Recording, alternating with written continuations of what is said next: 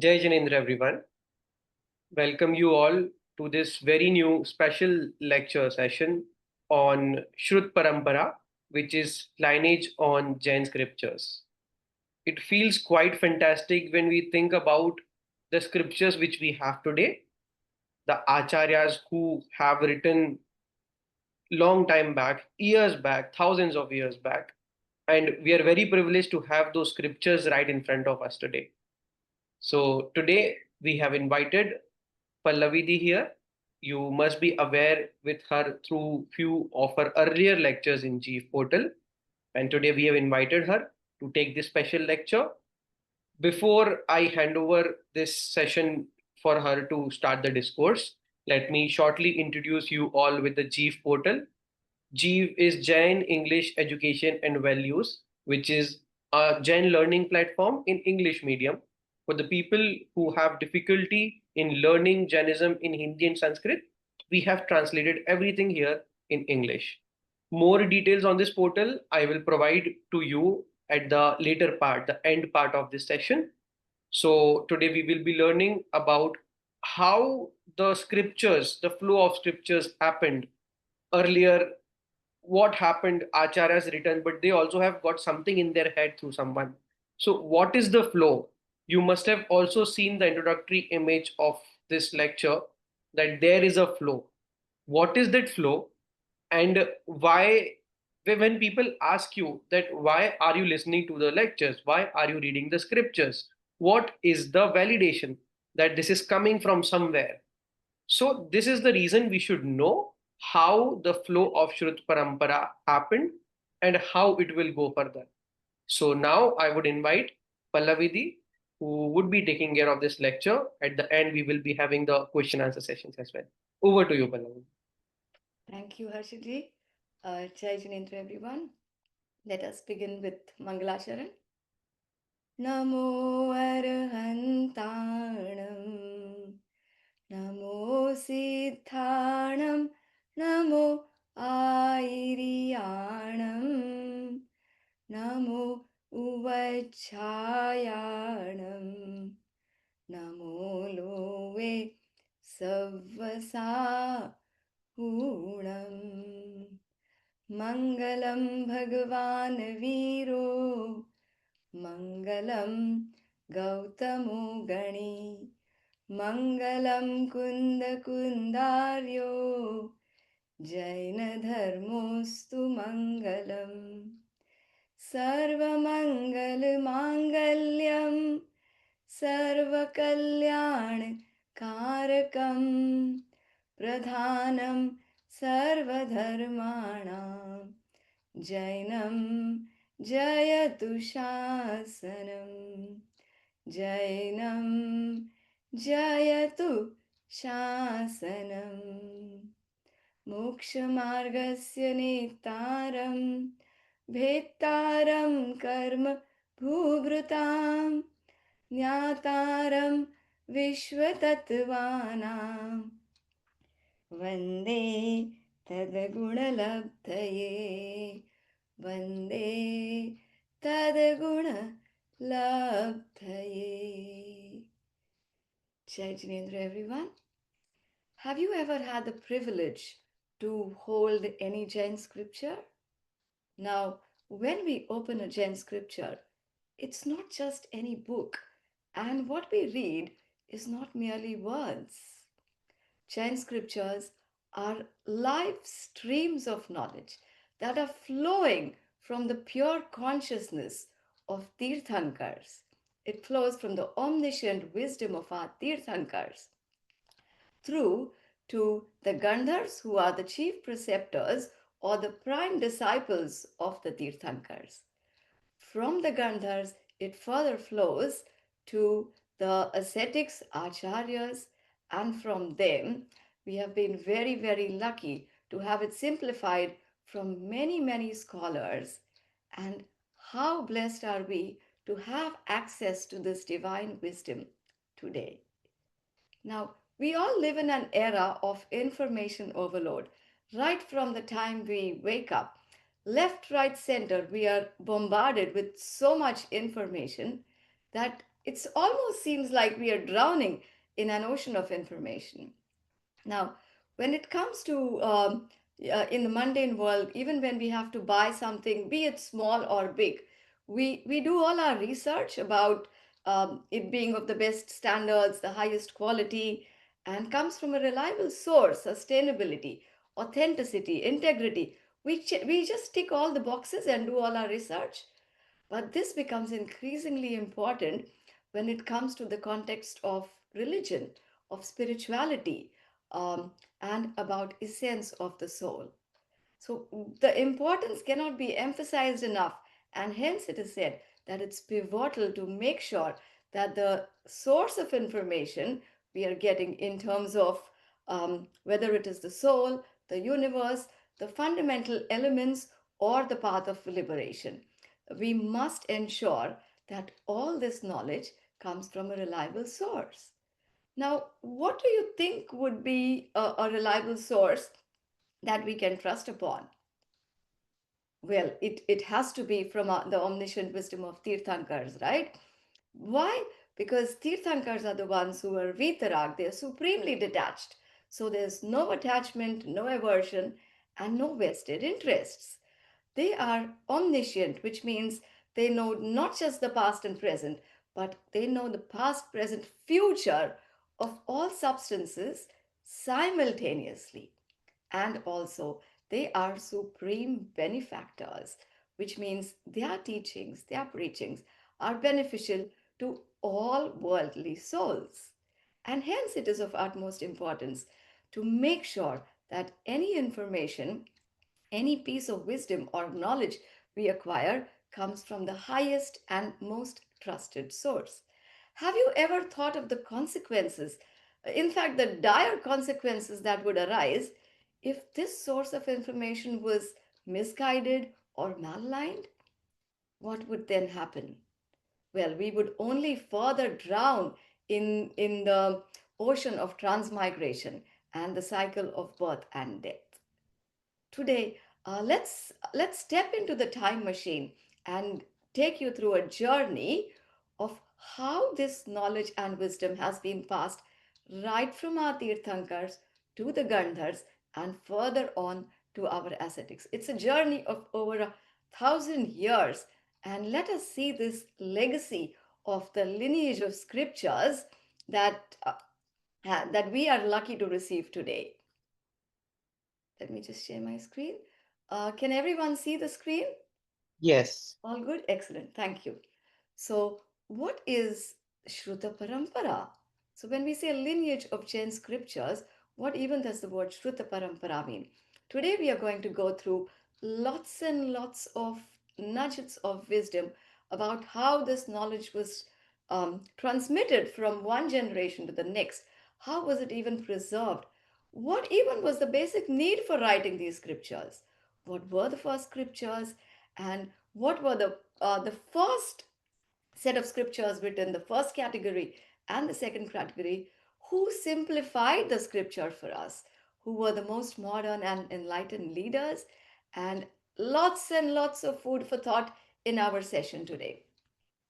So, Shruta means knowledge, and Parampara refers to the tradition of the knowledge that's passing down this divine wisdom from one generation to the next. This knowledge encompasses understanding of the universe, substances, the fundamental elements, and the path of liberation. So, who created the universe? What are the substances in the universe? What even are the fundamental elements? And who has carved this path of liberation? What exactly are the milestones onto the path of liberation? Everything will be explained through the Shruta Parampara today. So, have you ever wondered when did this Shruta Parampara even begin? Was Mahavir Bhagwan, or for that matter, Adinath Bhagwan, were they the initiators? Did they form Jainism? No. Jainism is an eternal philosophy and it has no beginning and no end. From time immemorial, the omniscient Tirthankars have propagated the true religion, showing us the path of liberation through their divine sound, the Divya Dhwani. So when every Tirthankar attains Keval Gyan, when they become omniscient, the celestial god, the Indra, he commands the Kuber god to create the divine, the splendid divine pavilion, which is the Samavsharan.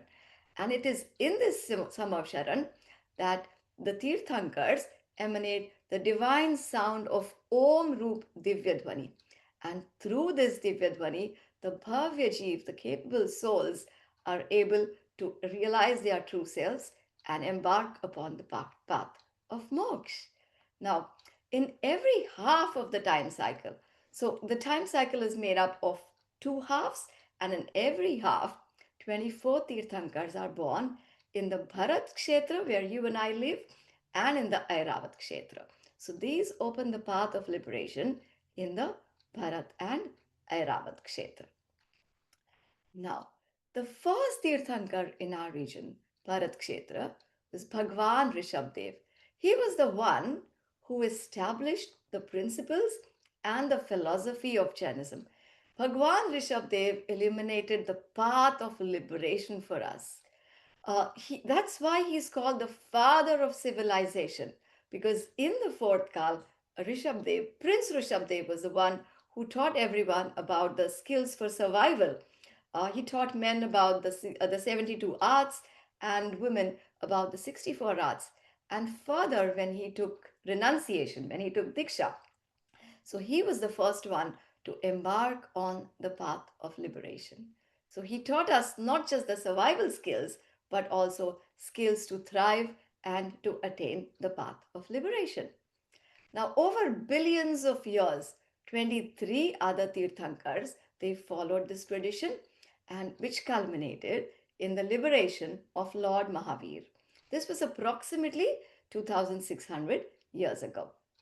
Now, here we see Lord Mahavir in the Samavsharan, and the divine sound of the Tirthankars encompasses the knowledge of the entire universe. That's how the knowledge is transmitted from the Tirthankars to the Gandhars, who are the chief preceptors in the Samavsharan.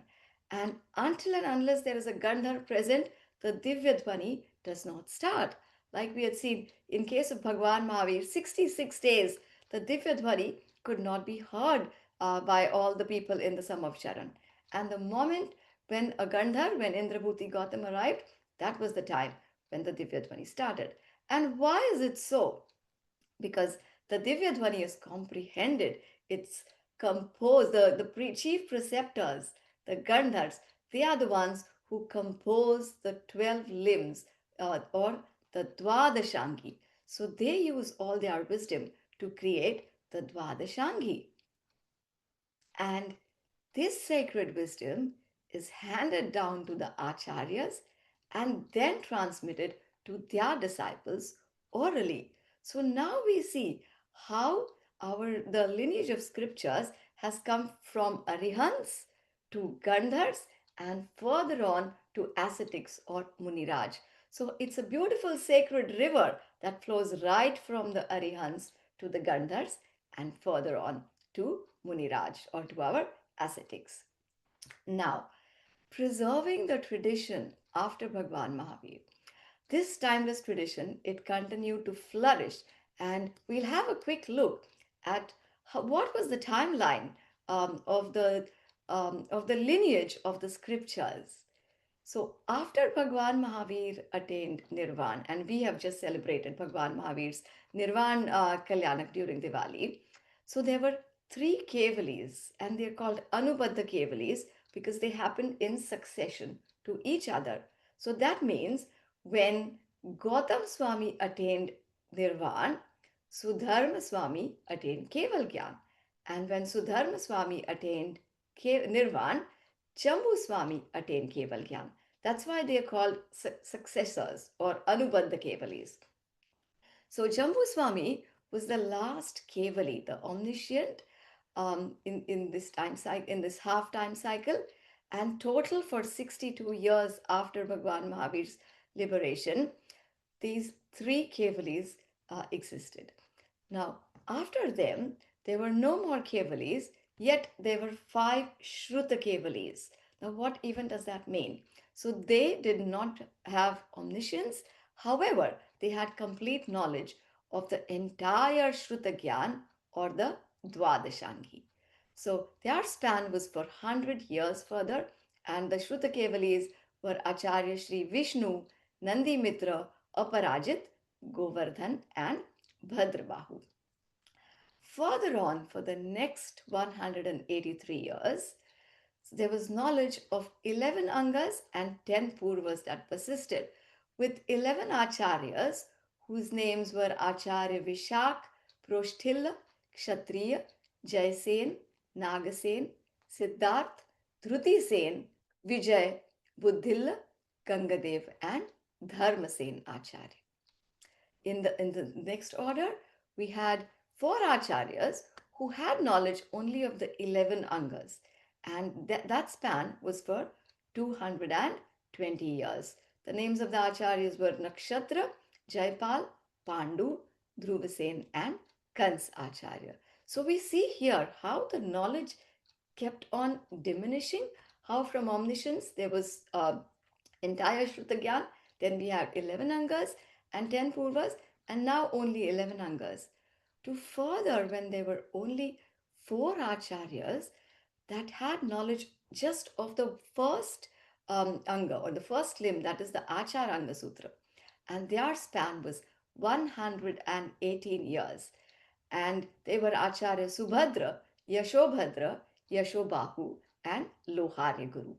So, total we see for a span of 683 years after the liberation of Bhagwan Mahavir, the oral tradition of passing on the knowledge from the acharyas to their disciples continued. Now, however, the cognitive skills, the memory power, as we saw, gradually diminished.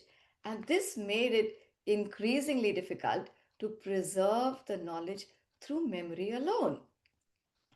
Now, it was for the vision and foresight of Acharya Dharsen, without which we would not have had access to the scriptures today. Now, Acharya Dharsen was then in the hills, in the caves of the hills of the mountains in Gujarat, the Girnar Parvat. And one night in the early phases of the night, when he was meditating, and he was disturbed in his meditation because of the thought of how would the fraction of knowledge of the Dwadashangi that persisted, how could it be carried over to the next generation? Later on, when he slept in the early hours of dawn, he got a dream about two bright, strong oxen. And later on, he saw two ascetics coming towards him and bowing down to him. Later, when he realized the significance and interpreted the significance of the dream, there was a Yuga Parivartan. So every 5 years, there were these congregations of ascetics, of Muniraj that were happening. So Acharya Dharsen requested one of the Shravaks, one of the brahmacharis, to send to him two capable, learned, um, very humble Muniraj, so that he could teach them and he could get them to document the information and write scriptures for the future generations.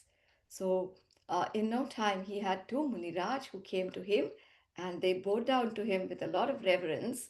And Acharya Dharsen thought, well, I must check the competence of these Muniraj before I teach them. I must check if they will be capable of this mammoth task.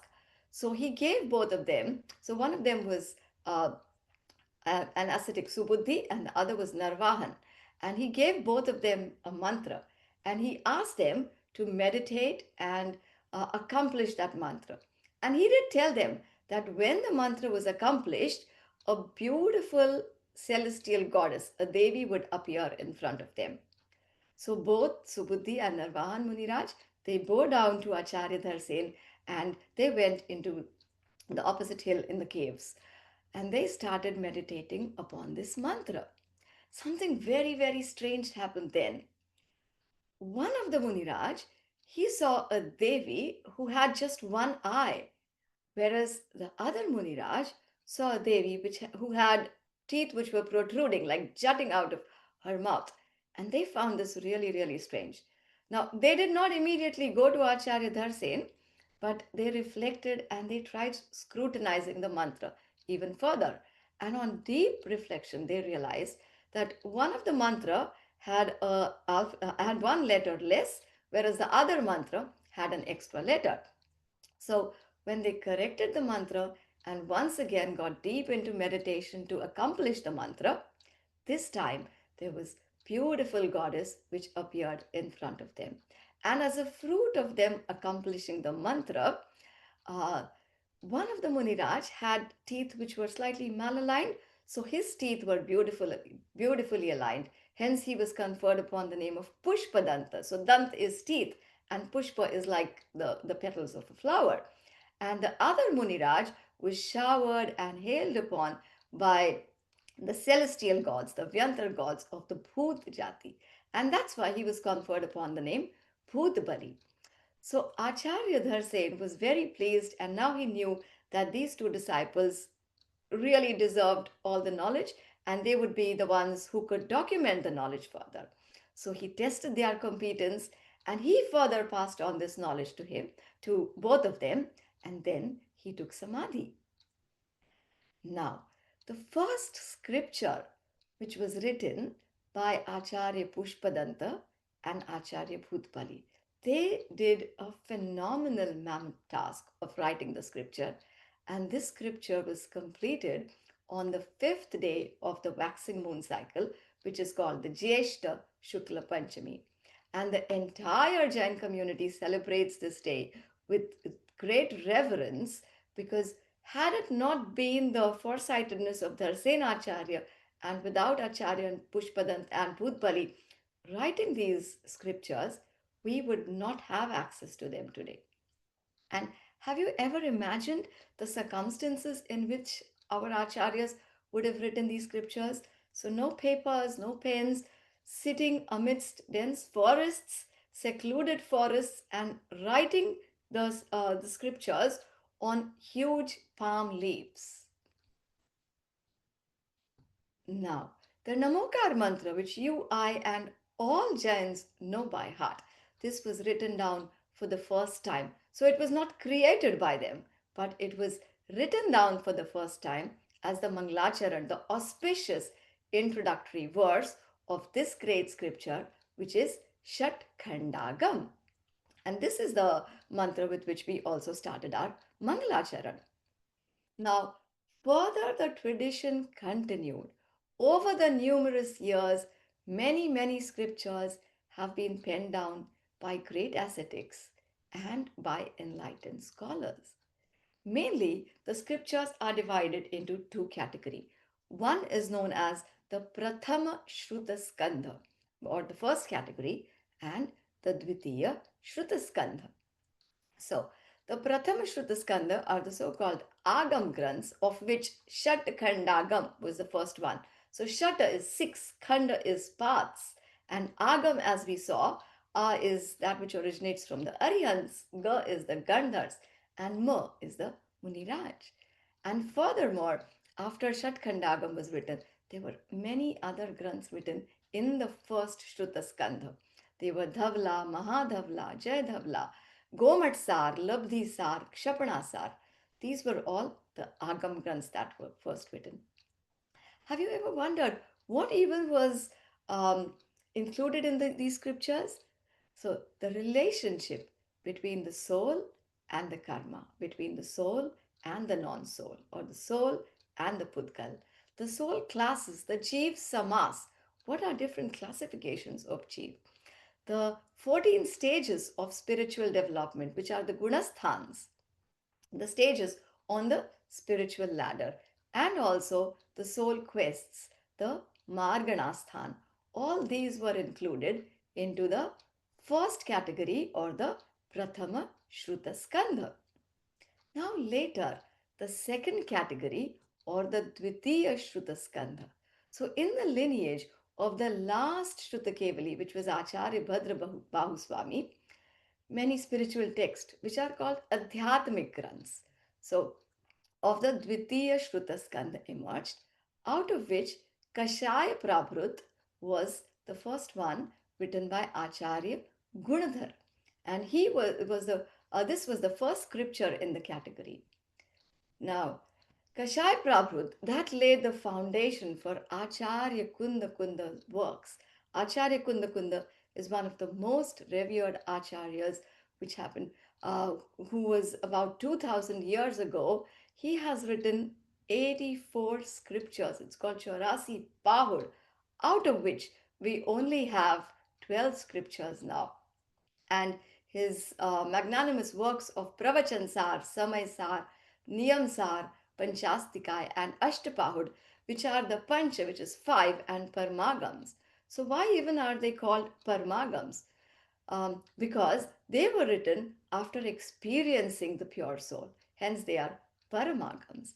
And there are further elaborations or commentaries written upon these Paramagams by Acharya Amrut Chandra Dev, Jaisena Acharya, and Padma Prabha Maladhari Dev.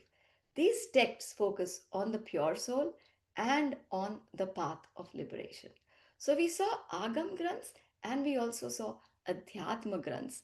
And Agams, while Agams show us the lamp of the path of liberation, Adhyatma Granths are the ones they show us the light on the path of liberation.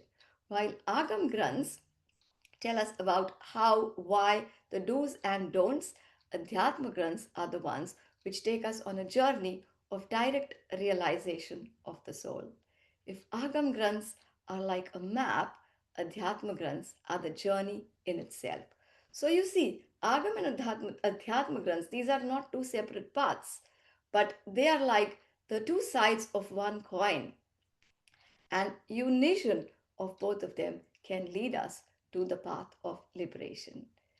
Agam Granths give us direction, whereas it's the Adhyatma Granths which give us depth, and because of which we are able to fathom the scriptures, the meaning of the scriptures, and realize the pure soul. So, further, there were scholarly contributions over time. This tradition, which was started from our Tirthankars, went on to the Gandhars and further on to our Acharyas. And there's many Acharyas, out of which we only spoke about Kunda Kunda Acharya. But we have Acharya Uma Swami, who's written the Tattvartha Sutra, and many other granths were written in succession.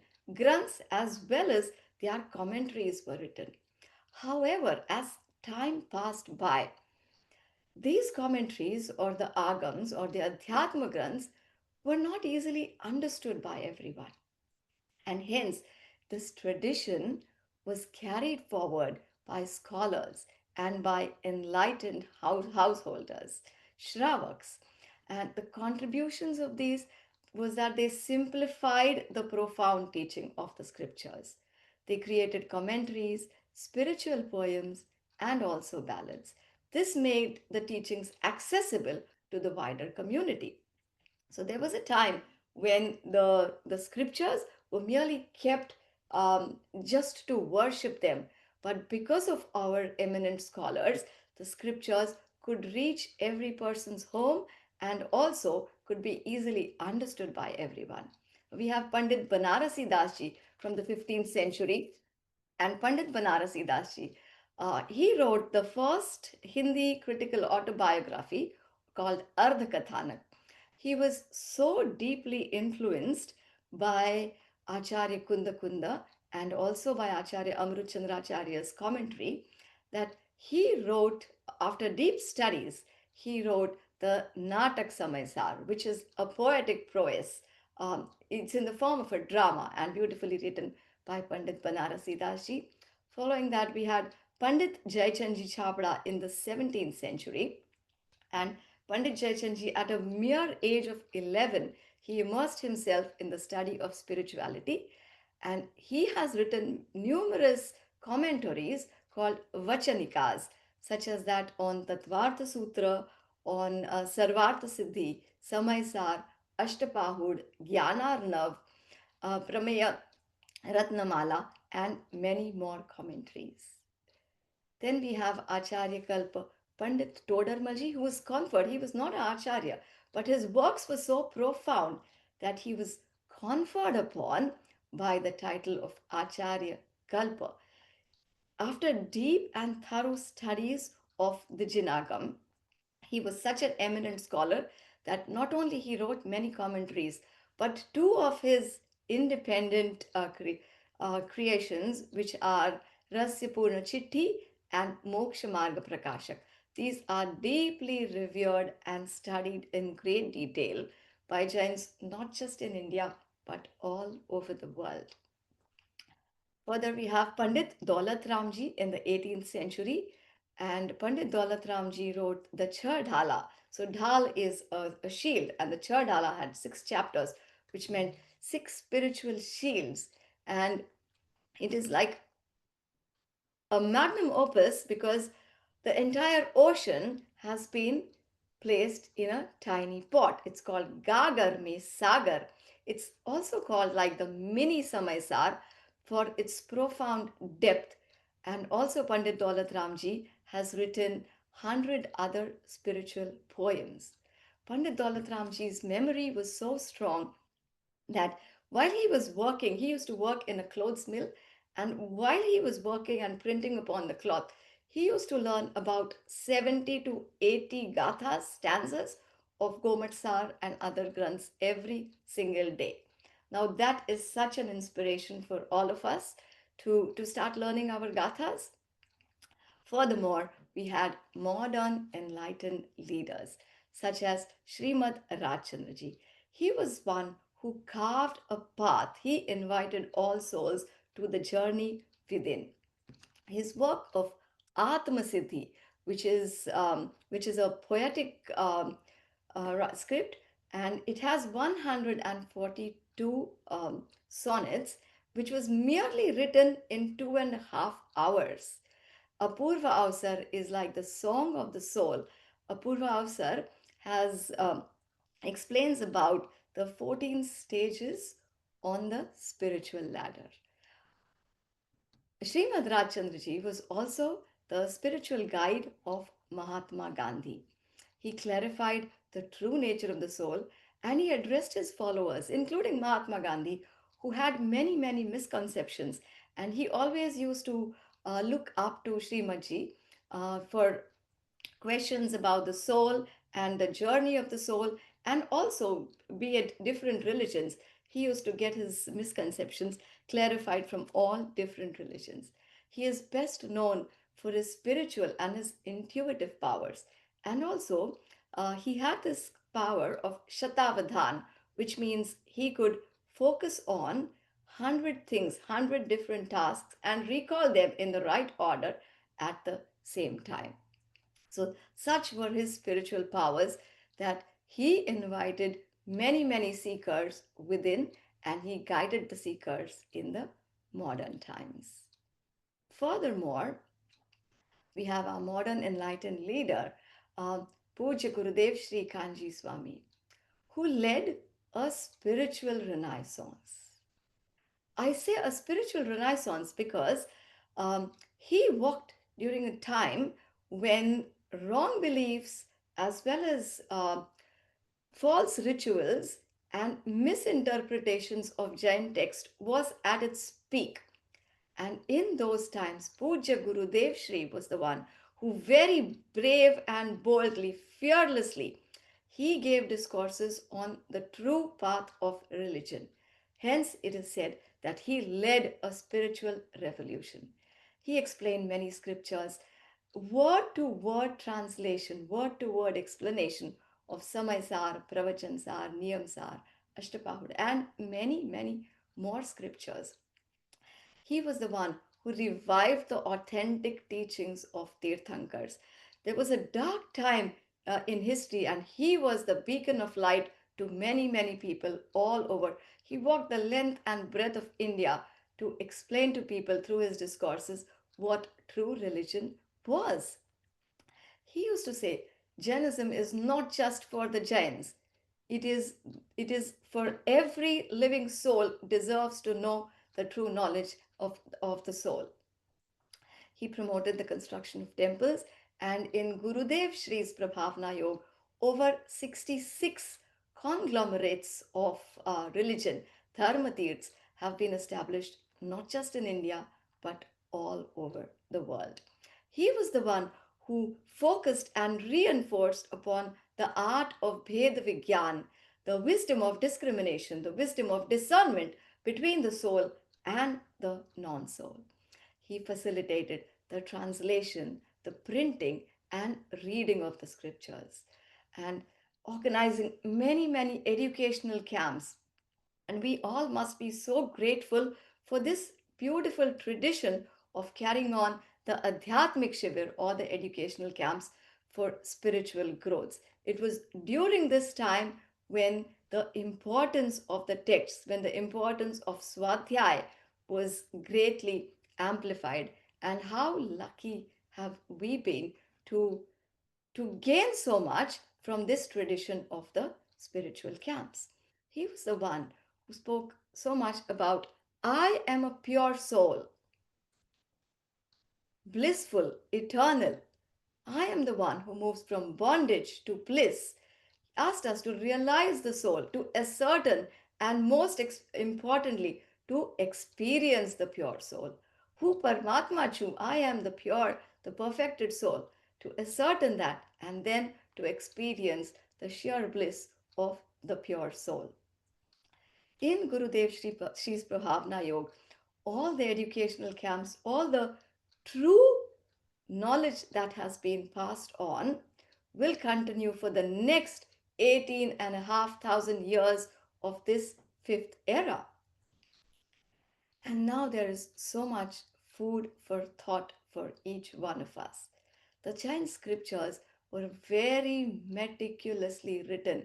They were preserved on palm leaves, and each one of us should think about the difficulties that our acharyas, that our scholars, and everyone down the lineage has gone through just to make sure that the next generation receives this information, this knowledge, this wisdom, just as it is given by the Tirthankars. Now, you and I don't have access to Tirthankars. We are not lucky to go to the Tirthankars Samavsharan. However, we still have Ma Janvani, Ma Saraswati, who teaches us the same words, who teaches us the meaning of the words of the Tirthankars, of the divine wisdom that Tirthankars have given us. Our ancestors, they dedicated their wealth, their times, and lives to safeguard these sacred texts. The sacred river that has been flowing on right from Adinath Bhagwan to Mahavir Bhagwan over thousands and thousands of years, further on to the Gandhars, to the ascetics, Acharyas, and to our scholars. Safeguarding the texts, overcoming challenges like invasions and war was one mammoth task. Their efforts have blessed us with a very rich spiritual heritage. Now, I would invite each one of you to think that these teachings are so very easily available. They're so easily accessible just at the click of a button. We have access to hundreds of shastras, but yet we have no idea of the difficulty that they have gone through in order to make this available for us. And just because something is easily available, we must not take it for granted. It is our responsibility, each one of our responsibility, to study and spread this wisdom, to study it before spreading it, to make sure that we read, we understand, and we assimilate that wisdom before we carry it on further. Are we ready to dedicate our time to continue this lineage and pass on these valuable teachings to the next generation? Now, if not we, who will do it? And if not now, when can we do it? This is a very, very profound question which each one of us must ask ourselves. we have had this precious human birth and we have everything that we need in order to embark upon the path of liberation. And if, in spite of having this access, this super easy access to all this knowledge and wisdom, if we let this human birth just pass by, we are never ever going to have another opportunity for this. So, in summary, the knowledge of the scriptures, it originates from the sermons of the Tirthankars, the divine Divya Dhwani. It was propagated by their chief preceptors, the Gandhars, and is passed on by the Acharyas. The tradition of writing the scriptures began only 683 years after the liberation of Bhagwan Mahavir. Until then, all the knowledge was merely passed down orally by transmission of the knowledge from the Guru to the disciple.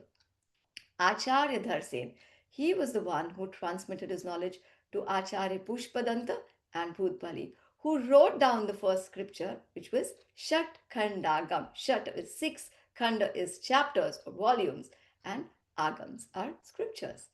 So, numerous notable acharyas, munis, scholars, and enlightened individuals, they have made significant contributions to preserving and enriching this knowledge. Now, the scriptures are the keys to enlightenment and the path of liberation. They're almost like they're the keys to Keval Gyan. It is essential for seekers to establish a daily ritual of reading these scriptures with keen interest, like those scriptures were just written for upliftment of each one of us. Now, we have a bath every single day to cleanse the body. And what about the need to cleanse the soul? What about the need to cleanse our passions, to go from impure dispositions to pure dispositions? This can only be possible through reading the scriptures, which is Swadhyay. In Gurudev Shri's Prabhavna Yoga, we have been so lucky to have this habit of Swadhyay inculcated into us. Just like food is required for the soul, Swadhyay is required, food is required for the body. Sorry, Swadhyay is the food for the soul. So I leave you all with so much food for thought and to think about. Are we only going to be custodians of these scriptures? Or are we going to embody the truth that has been handed over to us through these scriptures? How even are we going to understand, assimilate the knowledge from these scriptures? How are we going to transform our lives through these scriptures?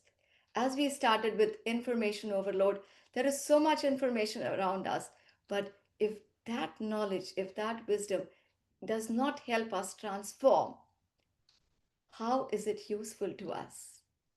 So, I would like to invite each one of us for a journey of introspection to pledge ourselves of a certain time of Swadhyay every single day and embark upon the path of liberation as soon as possible.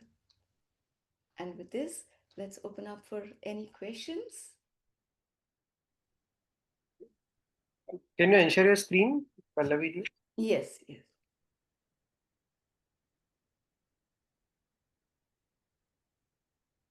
First of all, thank you so much for a quick brief in 40-50 minutes about the entire Shrut Parampara. And it is very important for all of us to understand that the scriptures we are learning, what is the source and how is it coming through us? What were the contributions that several acharyas, gyanis, and people are doing these days to make this proceed to a different generation, to a next generation? So now this session is open for any queries or any points which anybody from the audience want to raise. They wanted to ask any query, they wanted to put up any point related to the topic. Feel free. Anyone? Yes, we can receive few comments, but I would recommend people to at least speak or give their point of view. on the topic?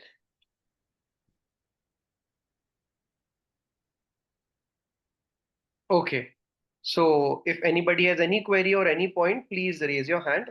Meanwhile, I wanted to ask one question from Pallavi about this. So, since the originality of the scriptures were written by the Acharyas who have heard the Divya Dhwani, and they have written some scriptures in jungles on Tadpatra, and that is preserved. Okay. So, when we read scriptures, after those scriptures we have converted those scriptures into few of the short books like kahaniya puran, or maybe some textbooks, so that it should be easily accessible to young people, young children. And then maybe in some other languages we have translated those scriptures in one way or the other.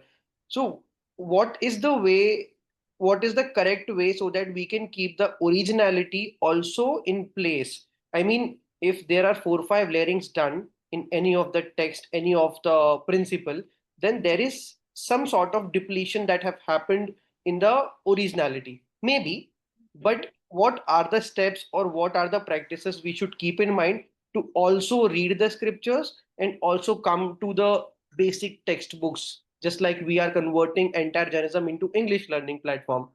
So in this platform also, how we can maintain the originality so that the Deshna Parampara should go? This is what my question is. Sure. I think that's a very brilliant question, Harshalji. And it's also a very pertinent question because we did touch upon this point that we can have different versions of the original source, but we must always make sure that the authenticity, the integrity, the reliability of the source of information is never compromised upon. And hence, we did focus on the importance of Vitaragata and making sure the way the information and the knowledge or wisdom is passed on, the ways can change, the language can change, yet the essence that remains is the most important. It can be simplified and it must be simplified as as the needs of the new generations are different, and every few decades the requirements of the generations will change. However, giving these nuggets of wisdom in a way which is favorable, in a way which is conducive to the next generation, is of paramount importance.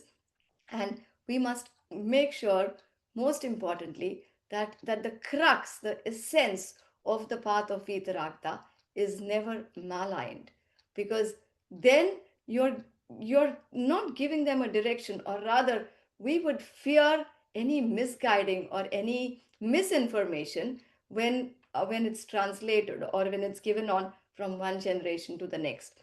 But we have seen over the lineage of the scriptures that the information had been handed over to competent acharyas. When even when Acharya Dharasen passed over the information, he made sure that they were competent acharyas who had the capability to learn, assimilate, and then pass on to the knowledge. Now, very often, what happens is without learning, we want to pass on the knowledge. So everyone wants to be popular, and this is the irony of the digital age, that most people think that they are masters or graduates from the WhatsApp university, and everyone will think Google is their gurus. But going back to our acharyas and to the Acharya Parampara and sticking to the core knowledge, the core wisdom is pivotal, which can never, we can never ever afford to play with that, or even slightly to change that.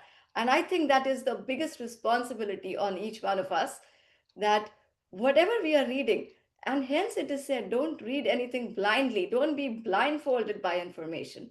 Whatever we are reading has to be tested from the point of vitaragta. We all have to become pariksha pradhani, as it is said. And that is one quality which will save us from a lot of mishaps in our life, from a lot of false information. And while there is so much information overload, and there is so much information which is being circulated, even in terms of the soul, the universe, the path of liberation, it is each one of our duty to make sure that the essence of the information can never ever be diluted. We must understand and fathom the depth of its importance. Only then that would be authentic information. Thank you so much for this beautiful points. These beautiful points. We have one comment in the section. Other Jain sects have different shastras. How do we explain this? Yes, they all claim to be Jain scriptures. Can you throw some light on this? Excellent. Yes. Thank you, Sonalji. A brilliant question again. So yes, and why just Jains? All other religions are talking about the same things, but very superficially. No religion teaches us of how to steal or how to you know get into bad habits. Each one of us focuses on being a noble soul, right? But are the definitions of Jainism, the ahimsa, the anekant, the aparigraha, the three A's of Jainism, it is said that where the ahimsa of all other religion ends, that's where the ahimsa of Jains even begins. So understanding the minuteness, the intricacies, and how will we ever understand it without reading it ourselves, without knowing it, without going into the depth of it? What are the chances that we are going to be able to figure it out and to pass it on to others? So before we even explain it to others, I think it's very important that we become pariksha pradhani, as it is said, that we make sure this information is of the highest standards, as it is said to us by the acharyas. And we are very, very smart when it comes to, buying anything in the mundane world. But we should not buy into wrong information, or for that matter, it might be presented in an excellent way, but what exactly is inside it is really, really important. So we must test the knowledge, and we can also reach out to our scholars, if there is a doubt. And that's why there's also 5 different types of swadhyay, ways of swadhyay: vachana, pruchana, anupreksha, Amnai, Dharmopadesh. So asking all those who are better than us, reaching out to them, reaching out to as many people, because there can be different perspectives of one sentence. There can be different perspectives, making sure that we are understanding it from the right perspective as well. So there's a lot of Jain scriptures out there, but life is so short. And in this short, they say it's like there's just going to be thunder and lightning for a fraction of a second. And we've got to get our work done. We've got to thread the needle in the fraction of the second. So, like threading the needle, we have to realize our soul, attain self realization, samyak darshan, samyak gyan, within that speck of a moment. That's how short human birth is. So, without realizing that, we will never ever be able to explain it to others and understand the importance of human birth as well. Thank you so much. Sonalji, was Yes, I able to clear your doubt, Sonalji? I'm not sure, she's still perfect. muted. Yeah. Perfect. Thank you for this question and for this beautiful answer. So, to summarize, if anybody has any further questions, feel free to raise your hand or directly unmute and ask your question. So, to summarize, Pallavi beautifully explained about how we could also maintain the originality, the rawness which Acharya served, and then we can slowly pass it on to the people without changing it because the essence is the same and which should pass on in a similar format. When we talk about Gurudev Shri, Didi also mentioned in the lecture, it was a very beautiful concept of Gurudev Shri. He had a very heart feeling of distributing Samaysar to people. Everybody should have their own Samaysarji in the hand. And whenever the lecture happened, whenever discourse happened, everybody used to pinpoint the line, the Tika ki line, or the Shlok, the Gatha, which everybody reads. So this maintains the originality, and this is the true parampara which we should follow in Swadhyay to maintain the Deshna parampara. One more very beautiful point which Pallavidi mentioned is that, yeah, as said, that we should first learn, know, and then serve it. So there's a beautiful example which we discussed in few, I guess, the Shlakshan Mahaparv lecture, that the concept of eating in public in local. So when you have any guest at home, what you do is you first serve them and then you eat once they are done with their lunch or dinner. But in Jainism, things are quite different. You should eat first, you should know first, you should grasp the concept first, you should get it atmasat, and then you serve it. So this is the opposite concept from what we follow in local, in public, in Vyavhar, and then comes to our religion, our spiritual journey, which we talk about. So that is know yourself, get the essence of it, get what the Shastra is going to explain us, what the gist of Gatha is there, and then once you are done with the Atmasat thing, just spread it. So, yeah, there is one more comment. In each religion, there is one holy book like Bible, Quran, Gita. What is that in Jainism as we see so many Shastras in our Dharma? I think that's another very beautiful question, and thank you, Sushilji, for that question. So, yes, and a lot of the youth will ask this question. Did our acharyas have many conflicts amongst them? Is that the reason why so many shastras were written? But as we spoke about Agam and Adhyatma, and the beautiful unison between the Agam and Adhyatma, like one was the lamp and the other was the light. So, Jainism and we should be so thankful and proud to be called Jains, because Jainism is the only religion that marks the uniqueness of Jainism beyond all the other religions, is the concept of anekantvad. When we say the three A's, the ahimsa and the anekantvad, is that which explains how every single thing can be viewed from multiple aspects.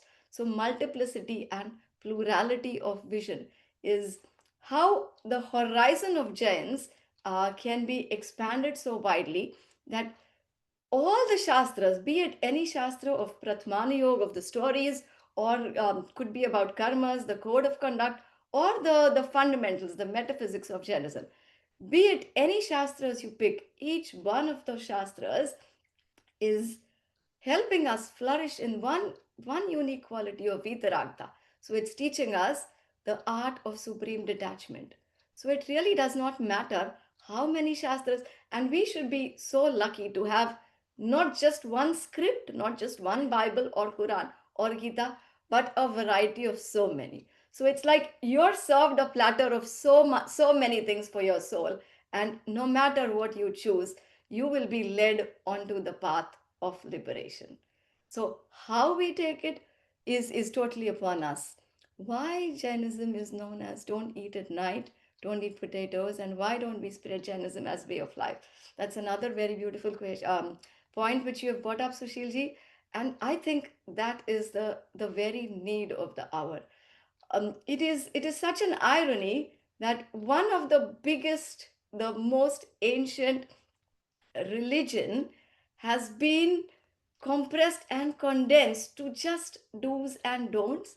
It is so much bigger than and beyond the do's and don'ts. But it has so happened over the years, over the decades, that the do's and don'ts have been focused upon. But I think this is each one of our responsibility to rise above the do's and don'ts, and to assimilate, to realize that there is so much bigger than this that really matters. To understand the fundamentals, to understand the metaphysics, the basic questions of why, where, how, who am I? The eating and the not eating. Well, when the soul is never eating, what is the question about eating potatoes or something else? When the soul has never eaten anything, and the Chaitanya Ahar, the knowledge, the knower and seer is the nature of the soul. So where is the soul? Has the soul ever eaten? So, to realize this, we also need to understand and only then propagate Jainism as a way of life. And I think that will be the most beautiful and the most apt way to go ahead and spread the tenets of Jainism to everyone we know. Like Gurudev Shri used to say, Jainism is not for the Jains. Ye jan jan ka dharma hai. It is for all living souls. So if we are limiting it to Jains, we are doing the biggest disservice to humanity, to Jains. So I would like everyone, just as our acharyas have done, to widen our vision and to look beyond the horizons. To grow up in a very small word, not remain constricted, and to grow up in our vision. That will be a true win for Jainism, and also to learn before spreading it, to focus on the purity before focusing on the need to be popular. The purity of Jainism is what we all need to dive into. And when someone dives into the purity of Jainism, the experience is what sets that apart. So things cannot be faked. Like in the mundane world, we will say, make it till you fake it. But this is not true on the path of Jainism. Authenticity really matters, and Vitaragta is is the path of authenticity, I would say. I hope, Sushilji, your Yes, question has yes. been. Thank you very much. Thank Thank you you. very much. Thank you, Sushilji. Thank you for these questions, these very informative and good questions, which directed our conversation in a very different and very special format. So thank you for that. So now we would conclude this session. And before we conclude, let me shortly introduce you all with the Chief Forum, Chief Portal, to the people who are new. So JEEV is a platform where you will learn in Jainism in English language. And to access this JEEV portal, you can go to the website jeev.net.in. And here to access the courses, you can go to the resources tab and navigate the topic you want to explore. Let's say lineage of Jain scriptures is the today's topic. Once you open the course, you will see this dashboard where you click the link to access the course. You will view your courses on your dashboard in the similar format, and all the resources are mentioned, such as articles, quizzes, presentations, Gurudev Shri lecture snippets. And if you feel anything which is not accessible, you can directly email us on jeev.net.in, and all the social media handles have been mentioned here. And to ease the lectures accessibility, you can also directly subscribe to our YouTube channel, jeev.net.in, Jeev portal, and you will get the lectures every week. Let's say today we have completed this lecture, tomorrow it will get uploaded on the YouTube channel. So yeah, that's all for today. I guess there's something in the comment. There is, you can name Tatvad Sutraji, Samay Sarji, etc. Yes, yes. And we did name them and take them earlier during the lecture. Thank you very much, Yes, Anubhavji. this Yes, suggestion is taken. So yes, yeah, we will forward it to the team. And yeah, so we can proceed now with the Jinwani Stuti. sure. निज निधि निज में बता दी, यह अनंत उपकार है। इसके लिए जिन वाणी माँ को वंदना शत बार है, वंदना शत बार है। 9 times we will take Namokar mantra.